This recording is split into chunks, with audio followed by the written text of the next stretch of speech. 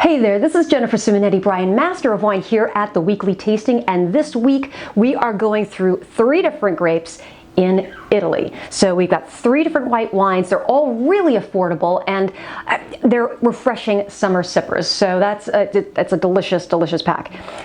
In this, we're also going around Italy. So we've got northwestern Italy in Piemonte, and then we've got Sicily, southern Italy, and then we've got Friuli, which is in northeast Italy. So we're going all the way around Italy this time, and it'll show you all the different aspects of Italy, even though you say Italian, you know, Italian whites are Italian whites are Italian whites. Well, this pack will definitely show you how different white wines can be from Italy. And when I first started studying wine, we always studied French grapes first, you know, French, and actually we have 2 French grapes in here, you know, Pinot Gris, known as Pinot Grigio in Italy, as well as Sauvignon Blanc. And so in Italy, they show a different flavor. It's almost like a different accent. So when people tell you the difference of terroir, which is a mixture of climate and soil and aspect and all these different aspects of how the grape is grown and everything around it in this little microclimate, that impacts how it tastes and also the quality level of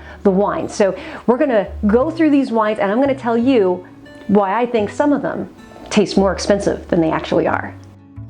The first wine in the pack is a Gavi, and Gavi is the name of the region in Piedmont, or Piemonte, which means at the foot of the mountains. So this is at the foot of the Alps. So this region is much cooler than, let's say, southern Italy. So you're going to taste the influence of climate here. It's got a lot of high acid.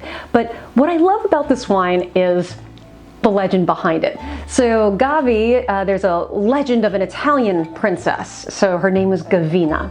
And Gavina, in her father's court, so she's a princess in her father's court, she fell in love with a soldier. And some other people say it wasn't a soldier, it was a fallen nobleman. But for this purpose, we're going to say it's a soldier. So she fell in love with a soldier, and even though her father, as was the times, wanted her to marry nobility for, you know, trying to make sure that the area was secure in its legacy, she didn't want to do that. She wanted to marry the soldier. So she fell in love, and they were in love together, and she ended up running away with this soldier. And so she didn't want to get caught by her father. Of course, he didn't want to get caught by her father either. That would mean death for them both. So they ran away to this small, remote town. And unfortunately, the father never gave up because, you know, only daughter and everything, and he ended up catching up with them. So legend says that he caught up with them in this small town, and then when he saw his daughter again and saw how much she loved him, she said that she could stay in Italy and he wasn't going to kill her or him. So, whew, you know, that's great. So it's a cute little legend and love story about an Italian princess, and I just love, you know, Italian lore. So that's the lore behind Gavi, and the name Gavina, the name Gavi comes from Gavina. So that's where the name of this town, Gavi, comes from. The grape variety in here is not Gavi, that's the name of the place. The name of the grape here is Cortese. Now, Cortese is a light and very crisp white wine, and a lot of people, when they say, oh, it tastes citrusy, yeah, well, you're like, okay, well, citrus could mean lime, lemon, grapefruit, all different kinds of things. And in Gavi, Cortese really takes on a very lime-like character. So it's very, very lime-like. And the acidity is quite high, and it's very light in body. And there's also like a delicate floral aspect to this wine. Now, this is one of the wines that I think tastes more expensive than it is. In Italian wine, we always think of Pinot Grigio, and it's the #1 Italian white here in the United States, right? Everybody knows Pinot Grigio. But I think that if you really love high quality wines, I think you want to go with a Gavi. Maybe not instead of a Pinot Grigio, we'll get to that one in the next wine, but I think that you can really taste the difference here. But it's very light and delicate, and some people say a little austere, but when it's very nicely chilled, I don't think there's anything better than a glass of Gavi on a summer day. Now, in terms of food pairing, Piemonte is known for a little bit heavier foods, right? So they're known for truffles, and I know them for these little raviolis with some butter sage sauce, which is amazing. But I think that the acid of this wine would just cut right through all of that and just, you know, strip the flavor from all of that wonderful flavor of the food. So you want to go light with this. My family, whenever we have people over, we always start with antipasto. So in antipasto, you have your provolone, you've got, artichokes, which is also very Italian, having artichoke. It'll bring out some of the floral characters of this wine. So hopefully you will enjoy this wine as much as I do. And the reason why I think it tastes more expensive than it does is because it has an incredible level of finesse. What does that mean? Finesse is fineness. Right? So it's got this level of finesse and elegance to the wine, and it's not very bitter in the back palate. Some Italian whites soak with its skins for a very long period of time, so some of that bitterness from the skins comes into play even with the white wines. But for this, it's got a lot of elegance and a lot of finesse, and that's why I think it tastes more expensive than it is.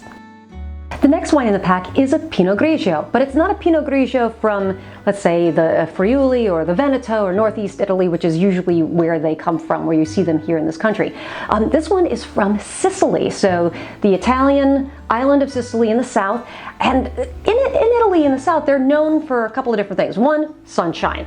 It's incredibly sunny there in Sicily. It's very similar to, if I have to make a translation to weather here, I'd say Southern California. So Los Angeles, here I am in Los Angeles, and it's very, very similar to what you see in Sicily in terms of weather in some of the areas.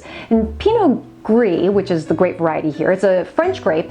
We call it Pinot Grigio in Italy, and in Sicily, you could taste that ripeness. It's got a fuller body, so it's a little bit more robust than its French sister, and maybe a little bit fuller in body than its northern Italian sister. So if you're thinking northern Italy is more like Audrey Hepburn, then this is not quite Marilyn Monroe, but maybe we're looking a little bit more curvy, so to make an analogy. But you get a lot of ripeness with this. So you're going to get a lot of white peach and a lot of kind of stone fruit. Stone fruit's got pits in the middle, right? So you got peach and apricot and those kinds of aromas, but it's very, very ripe. The acid here is not as high as in the Gavi. One of the reasons that makes Pinot Grigio a crowd pleaser is because it's kind of medium everything. Medium weight, medium alcohol, medium acid. So it covers a wide array of bases. So that makes it very much a crowd pleaser. It also has a little bit of spice on the back end, and I get a little bit of almond paste here as well, which I kind of like. I kind of like that in this wine. In terms of food and wine pairing, I've seen people drink Pinot Grigio with nothing, and I've seen people drink Pinot Grigio with a steak. So I don't think it particularly pairs well with a steak. But one of the best pairings I have seen is with none other than lobster. I know we're supposed to drink Chardonnay and Champagne with lobster, and it's very good. But I found that Pinot Grigio, when I did this long food and wine pairing series with a master chef, we both agreed that Pinot Grigio goes best with lobster. For some reason, it brings out the salinity of the lobster, brings out some of the minerality in the wine, and for some reason, that also brings out some of the floral character of Pinot Grigio, which is also a very floral kind of grape. But you may not notice it either, but Pinot Gris is also a pink grape. So if you see a little kind of pink tinge to the color, it might be because they leave it with the skins for a little bit, but not too much, because this isn't very bitter on the palate, and it's also extremely refreshing. So hopefully you enjoyed that wine. The last wine in the pack is from Friuli. So this is northeastern Italy, and this area is around where a lot of the Italians go for skiing. So it's also another higher elevation area. And my family, my mother's father's family comes from this area of Udine, which is in Friuli. And here we have Sauvignon Blanc.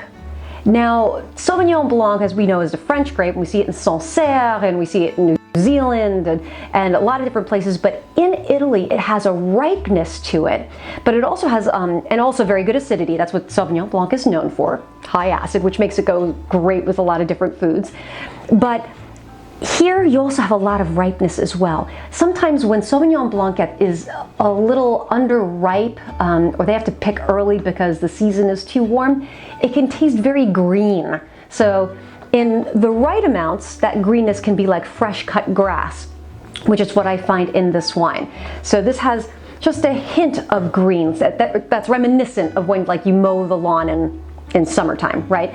But on the other end, when it's underripe, some wines can get very, almost like green bell pepper or canned asparagus, but that's not what this wine is. So this has fresh cut grass, and it also, because of the area and the climate, you have a floral character. So you're gonna retain that acidity, a lot of floral character, and also here you've got some citrus tones here, but here it's more lemony than you have in the lime character of Gavi. So if you taste these two side by side, you're really gonna see the lime character of the Gavi and the lemony character here of the Sauvignon Blanc. But also, Sauvignon Blanc is known to have a somewhat of a stone fruit kind, or a melon kind of fruit to it as well. And you'll see that in this wine as well.